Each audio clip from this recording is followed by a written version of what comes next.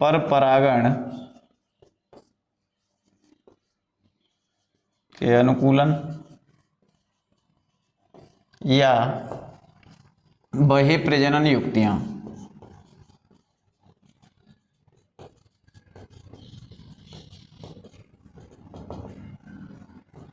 ठीक है, तो पर परागण के अनुकूलन है या बहिर्प्रजनन युक्तियां हैं, तो उसमें सबसे पहला है एक लिंगता। कहने का मतलब यह है कि पर परागण की क्रिया कब होगी। पर परागण का अनुकूलन का मतलब है कि पर परागण की जो क्रिया है वो कब संपन्न होगी, उसके लिए क्या होना चाहिए, ठीक है, क्या आवश्यक है। तो उस तरीके से सबसे पहले होना चाहिए एक लिंगता, यानी पुष्प कैसा होना चाहिए, एक लिंगी पुष्प हो। जैसे ये पादप है, ये पादप है, इस पर जो पुष्प लगा हुआ है और इस पर पुष्प लगा हुआ है, तो दोनों पादप पर, ये इस पादप पर केवल नर पुष्प हैं और इस पादप पर केवल मादा पुष्प हैं। ठीक है, तो ऐसे पादप जिनमें केवल नर पुष्प पाया जाता है या मादा पुष्प पाया जाता है, केवल एक ही जनन संरचना हो, उसे एक लिंगी पादप कहते हैं। क्या कहते हैं उसे, एक लिंगी पादप कहते हैं, और इस स्थिति को एक लिंगता कहते हैं। ठीक है, अब जैसे नर पुष्प है तो इसका जो परागकण है किसी भी माध्यम से, चाहे वो कीट के द्वारा, हवा के द्वारा, चमगादड़ के द्वारा, किसी भी माध्यम से वाहक के द्वारा ये दूसरे पुष्प की वर्तिकाग्र पर पहुंच जाएगा, तो क्या हो गया, पर परागण। इसमें मादा जनन संरचना तो है नहीं जो स्वपरागण हो सके। सजात पुष्पी परागण के लिए दूसरी जनन संरचना है ही नहीं उसमें, क्योंकि मादा चाहिए ना पुष्प उस पादप पे। तो एक लिंगी पादप है, यानी एक लिंगी ही पुष्प है पादप पर, तो ऐसी स्थिति में क्या होगा, पर परागण होगा। ठीक है, तो पहली स्थिति है एक लिंगता, तो उसमें लिखिए आप पर परागण के लिए अनुकूलन या कारक में लिखे हैं। ठीक है, तो इसमें पर परागण होगा। एग्जाम्पल लिखें, एग्जाम्पल लिखिए, मोरस, लाइन चेंज करके, मोरस, पाम, पपीता, कुकुम्बर, मोरस, पाम, पपीता, कुकुम्बर, कुकरविटा आदि। कुकरविटा कुल है, कुकरविटा कुल को आप जानते ही है, मैं 2-4 साल करोड़ पहले से बताता हुआ आ रहा हूँ। वही घिया, खीरा, त्रिभुज, टिंडे विटिंडे जो भी आते हैं वो कुकरविटा में आते हैं। ठीक है, तो मोरस, पाम, पपीता, कुकुम्बर, कुकरविटा आदि, यानी ये ऐसे पादप हैं जिन पर नर जनन संरचना नर पादप पर और मादा जनन संरचना मादा पादप पर पाई जाती है, और इनमें पर परागण की क्रिया संपन्न होती है। ठीक है, क्लियर। तो पहला एक लिंगता हो गया। सेकंड हेडिंग बनाइए, स्वबंध्यता।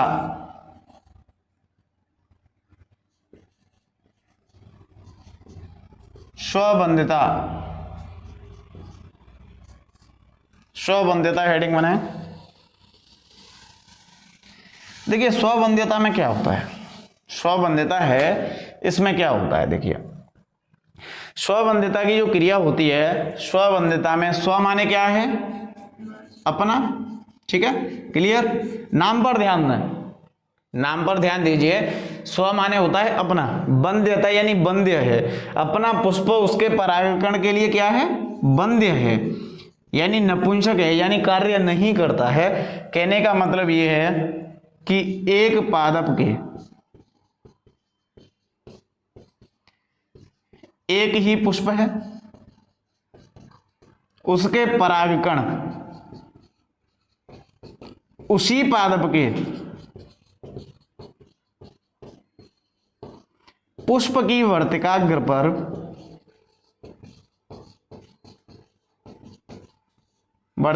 पर अंकुरित नहीं होते हैं, अंकुरित नहीं होते हैं। इस स्थिति को क्या कहते हैं, स्वबंध्यता कहते हैं। यानी स्वबंध्यता का मतलब ये है कि जैसे कोई पादप है, मान लो ये पादप है, इस पादप के जो पुष्प हैं, ठीक है, इस पादप के पुष्प हैं, इनके परागकण, इसी पुष्प के परागकण इसी पादप के किसी भी पुष्प की वर्तिकाग्र पर अंकुरित नहीं होंगे। इस स्थिति को हम क्या कहते हैं, स्वबंध्यता कहते हैं। अब आप एक बात बताइए, जब इस पादप के पुष्प के परागकण उसी पादप पर नहीं अंकुरित हो रहे हैं तो क्या होगा, पर परागण होगा। क्लियर है वो तो, क्योंकि दूसरे पादप के पुष्प के परागकण चाहिए और दूसरे पादप के आएंगे तो पर परागण की क्रिया होगी। ठीक है, तो स्वबंधिता किसे कहते हैं समझ में आ गया होगा। जब अपने ही पादप के पुष्प के परागकण उसी पादप के किसी भी पुष्प की वर्तिकाग्र पर अंकुरित नहीं होते हैं, इस स्थिति को क्या कहते हैं, स्वबंधिता कहते हैं। क्या स्त्री केसर हो, बात समझ में नहीं आई आपकी। स्त्री केसर होगा तो उस पर पुंकेसर तो है ही नहीं, मतलब कहने का मतलब ये है ये पादप द्विलिंगी है। ठीक है, इस पर एक मादा जनन संरचना भी है और नर जनन संरचना भी है, दोनों हैं। एक ही पादप पर नर और मादा दोनों जनन संरचना तो हैं, लेकिन बात तो यह है कि इसके परागकण इसी पादप के किसी भी पुष्प की वर्तिकाग्र पर अंकुरित नहीं होगा, जब भी तो स्वबंधिता है, यानी मादा पुष्प तो है उसमें लेकिन उस पर अंकुरित नहीं होता। ठीक है, उस पर अंकुरित नहीं हो रहा है, इसलिए स्वबंधिता है। जब इसमें नहीं होगा तो फिर तो वो एकलिंगता की स्थिति आ गई ना, वो चीज रहेगी। ठीक है, तो स्वबंधिता का मतलब यानी नर और मादा दोनों जनन संरचना तो है एक ही पादप में, लेकिन उसी के पुष्प के परागकण उसी की वर्तिकाग्र पर अंकुरित नहीं होते हैं, इसे कहते हैं स्वबंधिता। ठीक है, लिखिए विषम काल परिपक्वता। विषम माने अलग अलग, काल माने समय, और परिपक्वता यानी परिपक्वन का। जब पादप पर पाई जाने वाली नर और मादा दोनों जनन संरचनाओं के परिपक्वन का समय क्या है, अलग अलग है, यानी पादप द्विलिंगी है। पादप द्विलिंगी है यानी इस पर नर पुष्प और मादा पुष्प दोनों हैं, नर और मादा पुष्प हैं, लेकिन इस पर जो पुंकेसर है यानी नर जनन संरचना पुंकेसर होती है और मादा जनन संरचना स्त्री केसर है, इनके परिपक्वन का समय अलग अलग है। मैंने आपको बताया भी था कि निषेचन की क्रिया में सफलता के लिए नर और मादा जनन संरचनाओं का साथ साथ परिपक्वन होना आवश्यक होता है। 2-4 साल करोड़ पहले बताया था, शायद ध्यान हो तो आपको। ठीक है, तो इसमें जब अलग अलग होगा समय, जब स्त्री केसर पहले परिपक्व हो जाए, पता चला कि परागकोश परिपक्व ही नहीं है, वो परागकण है ही नहीं, परागकोश का स्फुटन ही नहीं हुआ, तब तक क्या होगा, स्त्री केसर परिपक्व हो गया, सूख के जड़ जाएगा। या स्त्री केसर परिपक्व नहीं हुआ, परागकण परागकोश परिपक्व हो गया, परागकोश का स्फुटन हो गया, परागकण जड़ के नीचे पहुंच गए, स्त्री केसर परिपक्व ही नहीं था, तो क्या होगा, फिर उसमें नहीं होगा। ठीक है, तो ऐसी स्थिति है विषम काल परिपक्वता में, यानी जब नर और मादा दोनों जनन संरचना अलग अलग समय पर परिपक्व होती हैं तो उसे विषम काल परिपक्वता कहते हैं। तो इसमें दो स्थिति हैं, पहला है पुम पूर्वता और दूसरा है स्त्री पूर्वता। नाम पर ध्यान दो, पुम पूर्वता और स्त्री पूर्वता। पुम माने पुंकेसर, यानी जो पुंकेसर है या उसको हम बोले नर जनन संरचना, नर जनन संरचना स्त्री केसर से पहले परिपक्व हो जाए तो उसे हम क्या कहते हैं, पुम पूर्वता। यानी स्त्री केसर परिपक्व नहीं हुआ,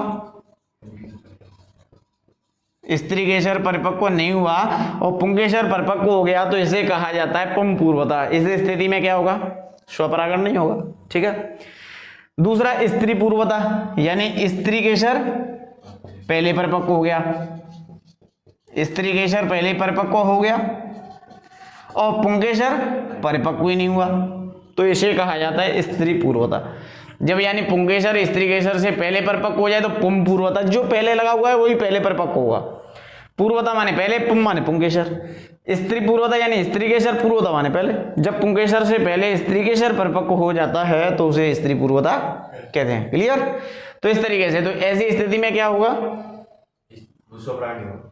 परपरागण होगा, स्वपरागण होगा ही नहीं, परपरागण होगा। ठीक है, लिखिए फाइकस बेंगालेंसिस, फाइकस रिलीजियोसा, अशोक क्रिशिफेरी, बेरियोसी कुल के पादप और पुम पूर्वता के एग्जाम्पल हो गए साल्विया, सूरजमुखी, कैप्सुला, कपास। ठीक है, तो ये तीन स्थिति ऐसी हो गई जिनमें आपको कौन सा है, परपरागण है। ठीक है, तो लाइन चेंज करके आप नीचे लिखें, लाइन चेंज करके रुला के लिखें विषम काल परिपक्वता, विषम काल परिपक्वता, विषम काल परिपक्वता की स्थिति में विषम काल परिपक्वता की स्थिति में पर परागण की क्रिया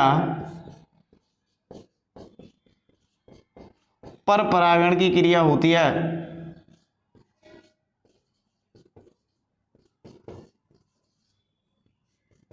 पर परागण की क्रिया होती है। नेक्स्ट हेडिंग बनाइए, अवरुद्ध परागणता ब्रैकेट में हर्कोगेमी। अवरुद्ध परागणता ब्रैकेट में हर्कोगेमी।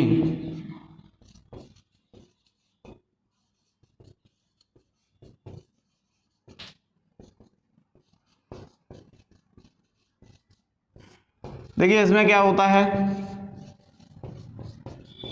अवरुद्ध परागणता या हर्कोगेमी में, यानी इसमें ऐसे संरचनात्मक अवरोध पाए जाते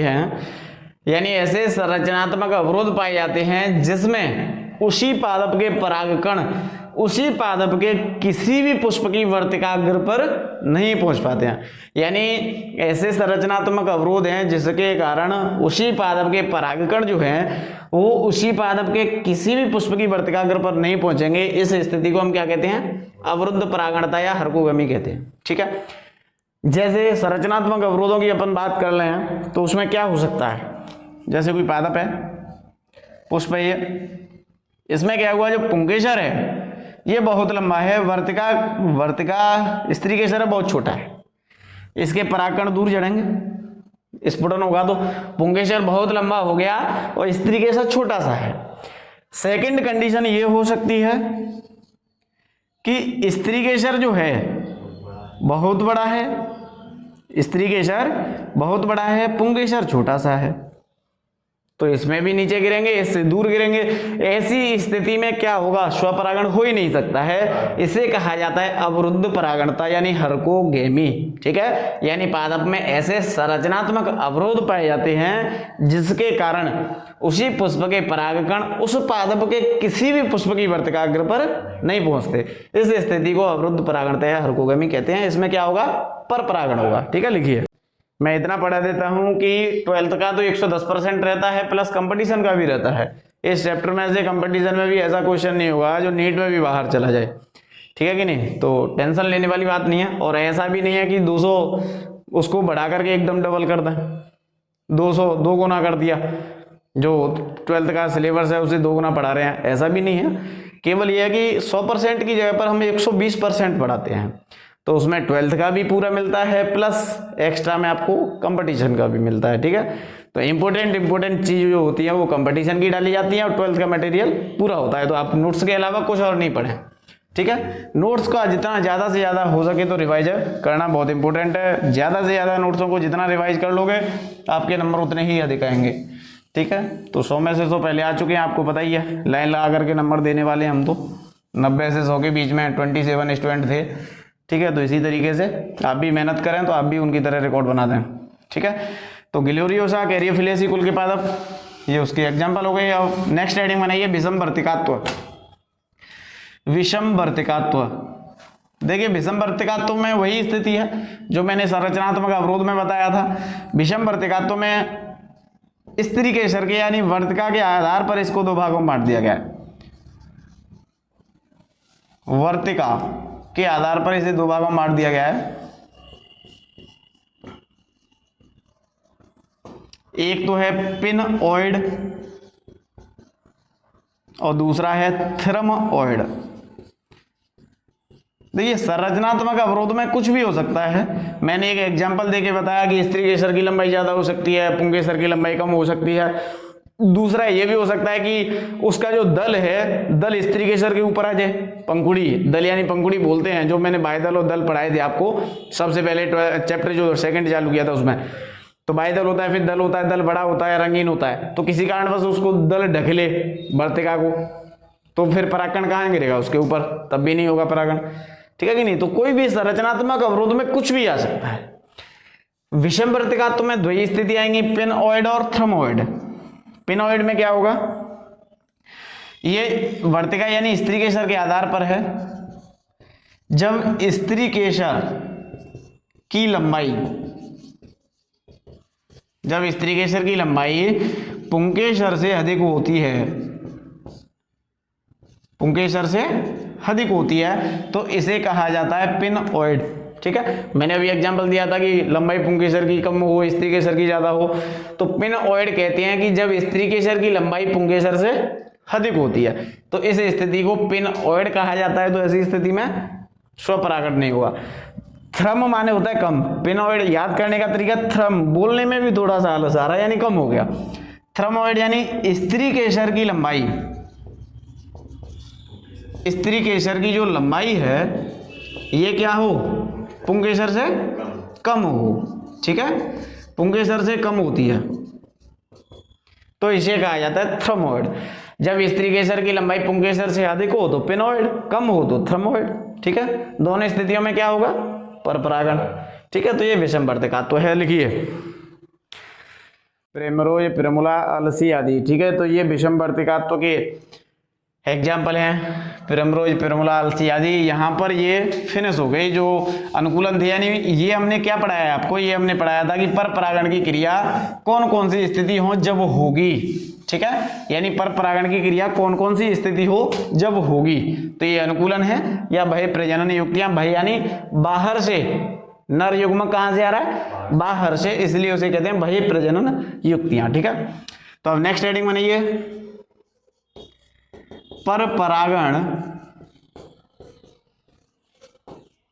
परपरागण के हविकर्मक या कारक।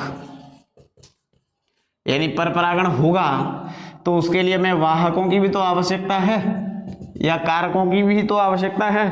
परपरागण किसके माध्यम से होगा, तो उसकी हेडिंग बनाया परपरागण के हविकर्मक या कारक। ठीक है, परपरागण के हविकर्मक या कारक।